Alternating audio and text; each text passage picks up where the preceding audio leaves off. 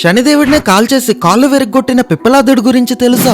ఇంద్రుడి వజ్రాయుధం కోసం ప్రాణత్యాగం చేసిన దదీచి మహర్షి కొడుకే ఈ పిప్పలాదుడు. దదీచి చనిపోయిన తర్వాత తన కొడుకుని పిప్ప వృక్షం అంటే అంజీర్ చెట్టు త్వరలో పెట్టి పిప్పలాదుడి తల్లి కూడా దదీచితో పాటు చనిపోతుంది. అప్పటి నుంచి ఆ పిప్ప వృక్షం కాయలు తింటూనే పెరుగుతాడు. అందుకే తనకి పిప్పలాదుడు అనే పేరొచ్చింది. ఒకసారి నారదుడు అటువైపు వెళ్తూ పిప్పలాదుడి తల్లిదండ్రుల గురించి చెప్తూ దదీచి 31 సంవత్సరాలకే చనిపోయాడు అని చెప్తాడు. దాంతో పాటు నీ బాల్యం పాడవడానికి కూడా శని ప్రభావమే కారణమని చెప్తాడు. ఇంకా అప్పటి నుంచి పిప్పలాదుడు శనిదేవుడి మీద పగని పెంచుకుంటాడు. ఎలాగైనా శనికి బుద్ధి చెప్పాలి అని బ్రహ్మకి కఠోరంగా తపస్సు చేసి పిప్పలాదుడి దృష్టి ఎవరి మీద పడితే వాళ్ళు కాలిపోవాలి అని బ్రహ్మదండాన్ని వరంగా కోరుకుంటాడు. బ్రహ్మ ఆ వరాన్ని ఇవ్వగానే శనిదేవుడి మీద ప్రయోగిస్తాడు. శని ఆ మంటల్లో కాలిపోతూ 3 లోకాలు తిరిగి శివుడి దగ్గరికి వెళ్తాడు. శివుడు పిప్పలాదుడికి సర్ది చెప్పి శనిని కాపాడుతాడు. కానీ అప్పటికే శని ఒళ్ళంతా కాలిపోయి కాళ్ళు 2 దెబ్బతింటాయి. ఇంకా అప్పటి నుంచి పిల్లలకి 5 ఏళ్ళు వచ్చినంత వరకు శని ప్రభావం ఉండకూడదు అని చెప్పి వెళ్లిపోతారు. అందరూ చెప్పండి ఓం నమః శివాయ.